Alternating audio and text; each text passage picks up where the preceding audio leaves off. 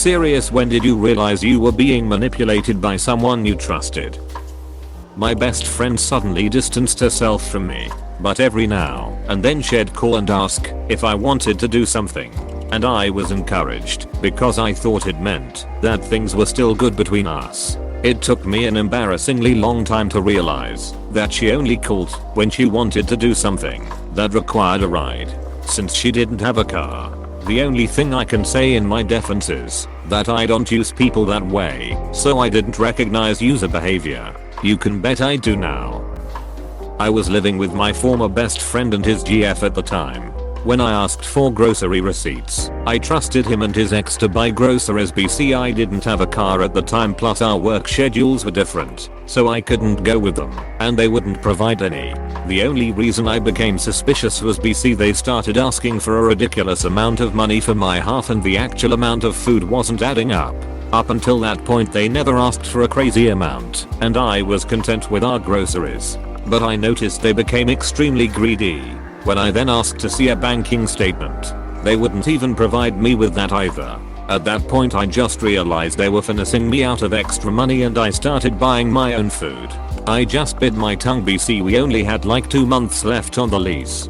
They tried to gaslight me and make me seem like the bad guy any chance they had, almost the entire time I lived with them actually. Eventually I grew apart from him once I moved away, and the only reason he hit me back up was BC, she cheated on him, so he probably didn't have anyone else to turn to. Go figure. We don't talk anymore. Duck him. When I started realizing that I was feeling like I was constantly walking on eggshells, I never knew which version of my friend it'd get when we saw each other or when we hung out. I also just completely stopped disagreeing with them because I didn't want to hear them tell me how wrong I was if we didn't share the same viewpoint. 8 years into the relationship, as we're sitting down, he explains to me that the first couple years we were together he only saw me as a place to crash and free rides. But he loved me now, and even though I accomplished all the goals he set for me so we could get married, he said, I never really thought you could do it. Oh, and also you got fat. But don't worry, we can fix it. It was like a magic veil lifted, and I finally saw who he really was. Fuck you, James. Edit. But also, thank you. My mother and I have always had a rocky relationship. She's always encouraged me to tell her what's wrong. However, anytime I would, she'd immediately go, sorry, I'm such a terrible mother. I give you everything you want, and it's still not good enough. Why don't you just go live with someone you don't hate? Keep in mind this happens over small things such as mom. I'd appreciate it if you'd knock before coming into my room.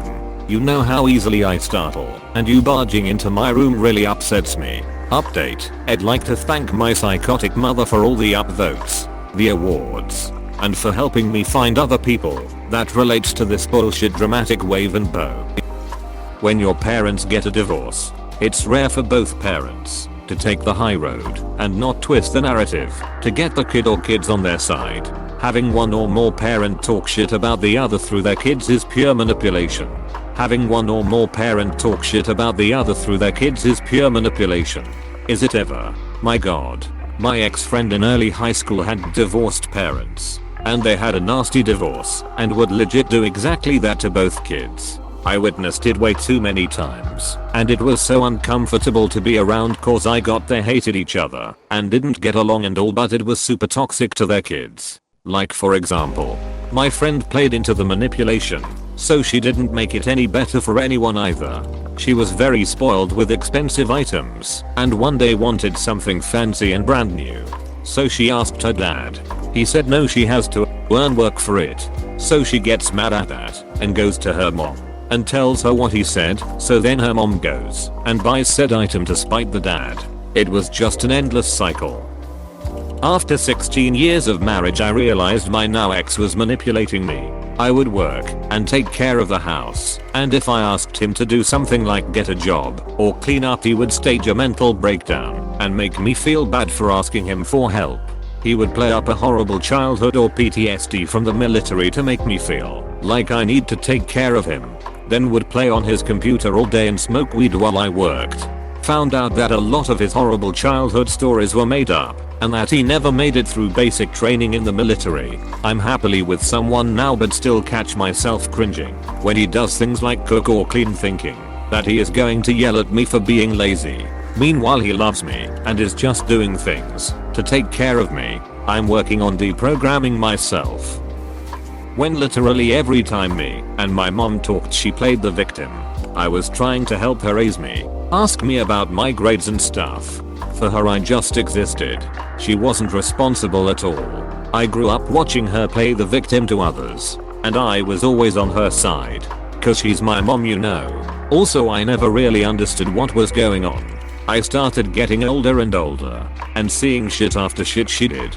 I understood what she did to my father, to my stepdad, to my sister, to her friends. Probably I'd be the next one who she would use and throw away. I talked to her, and you know the result. The victim. Nothing, it's her fault. The last time we talked, I was expecting the victim card. When she started speaking, I already knew what was going to happen. I didn't even say a word. I just agreed with her, and the next day I moved out. I'm not wasting my time. It was the last day before quarantine. I remember it as if it was yesterday. Friday night, Saturday morning I was packing my stuff.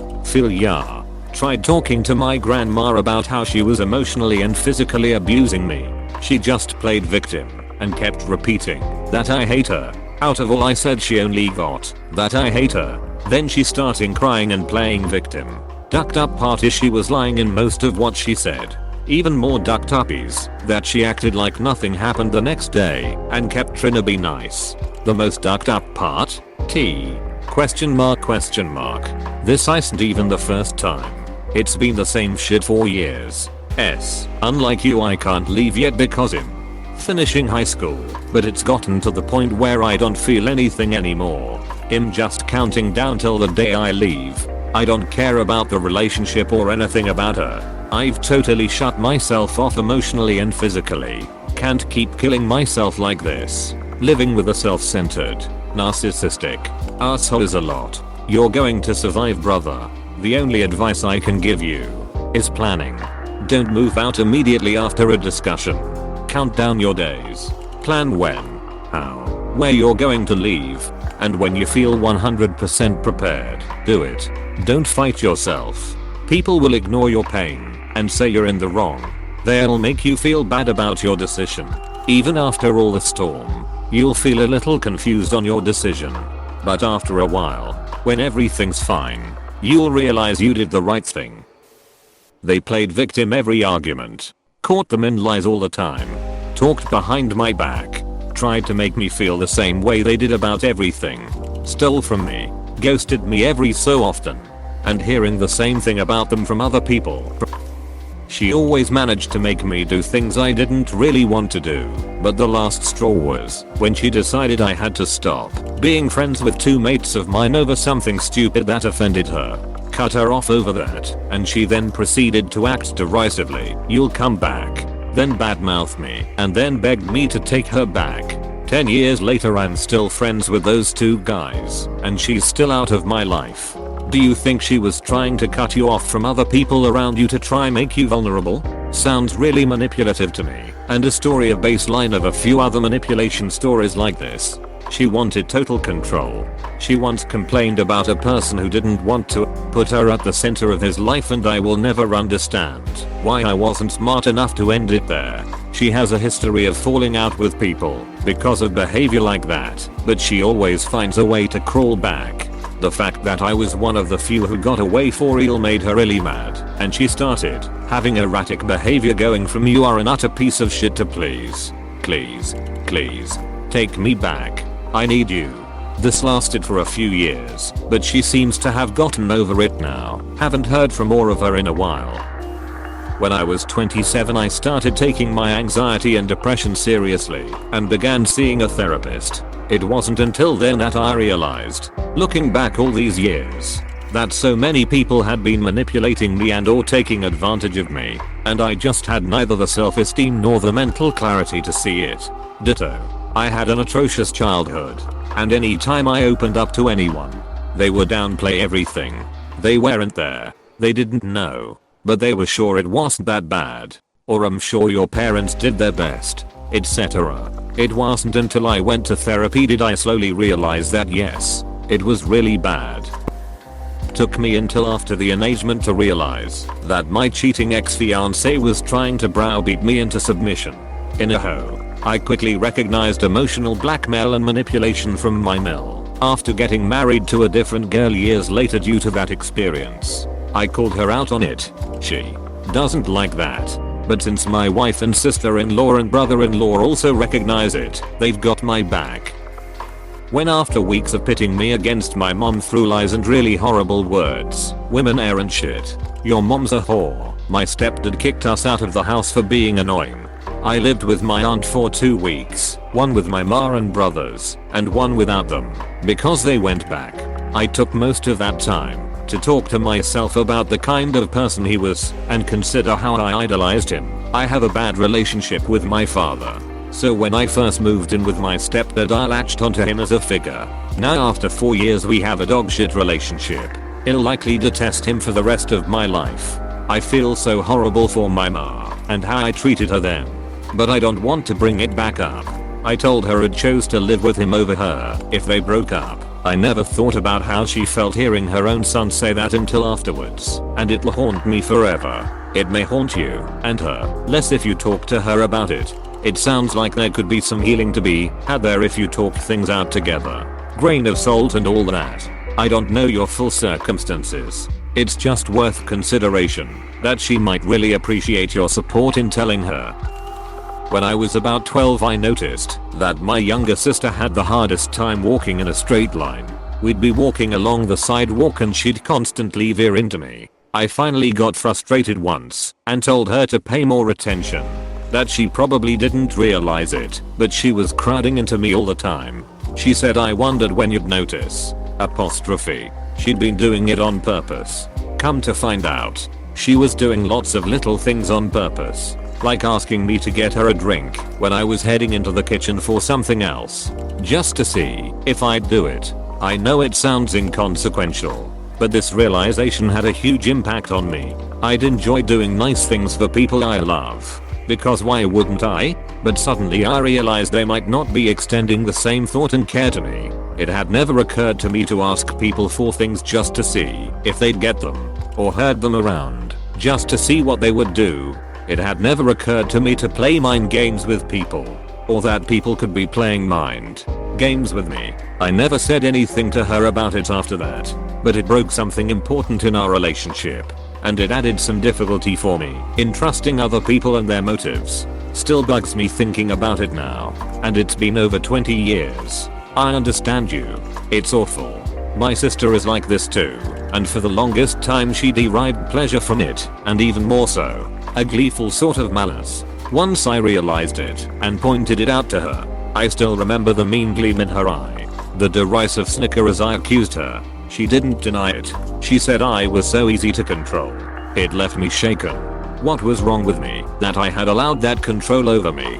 How had I not realized sooner? It left me doubting my mental faculties and judgment. I still remember that day with so much shame. I started the conversation with her quietly angry, and as she laughed and sneered at me I left it feeling cowed and vulnerable. I hate being hypervigilant all the time now. I hate questioning people's motives and requests. I feel like a watchful, suspicious person, closely off and wary. I limit my interactions with her and try to relax my outlook with everyone else. I try to be cautious and not suspicious.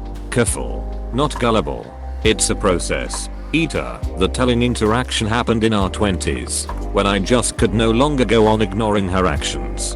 We are both in our 40s now and she is, sadly enough, married to someone who beat her at her own game. If it were a comedy, I could gloat and smile at justice being served. But it's real life and quite sad to see it play out. What was wrong with me that I had allowed that control over me? There was nothing wrong with you. There is a particular type of control of ourselves we give to others. It is called trust. The closer you are to someone, the more trust you give them, i.e., the more of this control. It's not a scary thing. It's a loving and consented kind of control.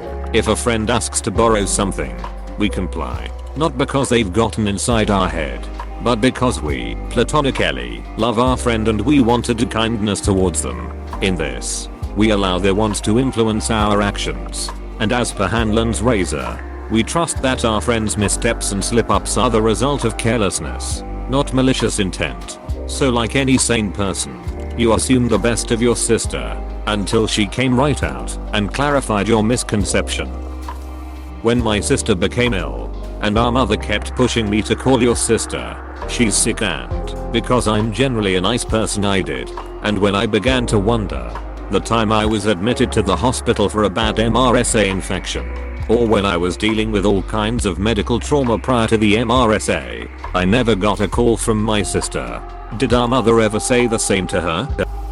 I worked at a friend's shop for a while and had to travel out of town on payday. I asked him to deposit my paycheck into the bank for me, so I'd have travel money. He said he did it, but when I looked for it, it wasn't there.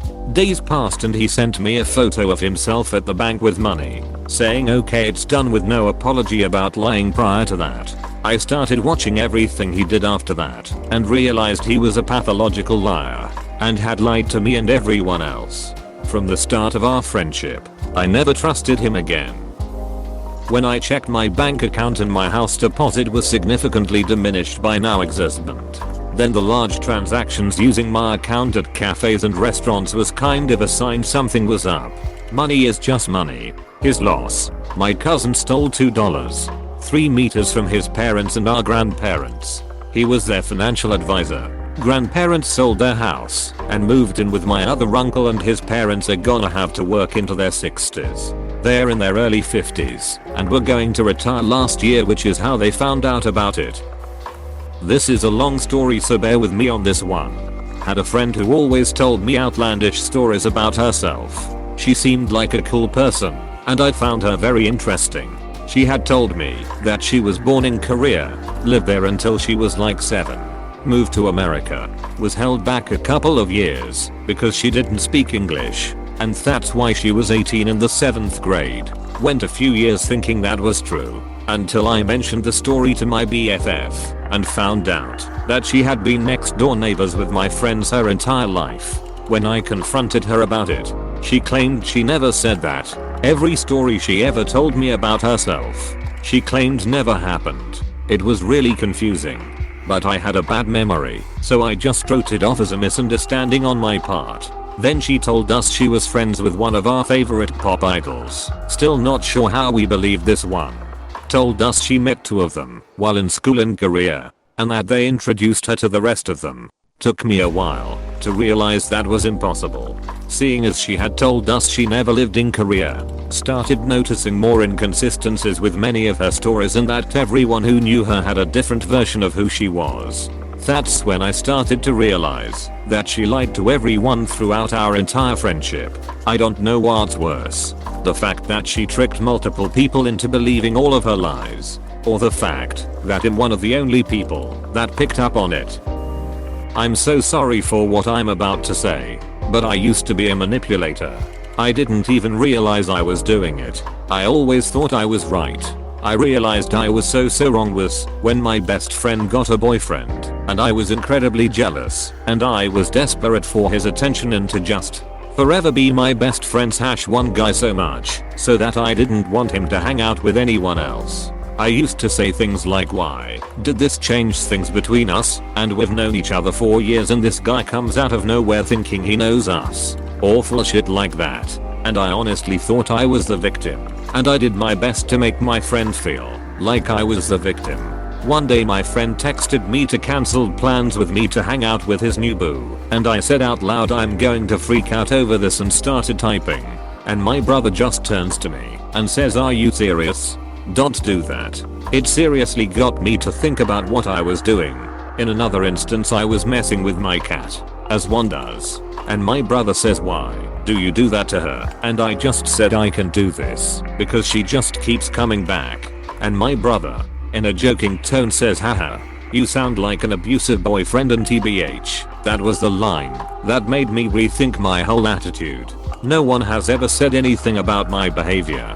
I surround myself with really introverted people who just never told me I did anything wrong. I'm a really compassionate person, so I never thought I was doing anything wrong because I spent so much time helping people out, listening to others, volunteering, teaching, all that shit. So how could I possibly be a bad person?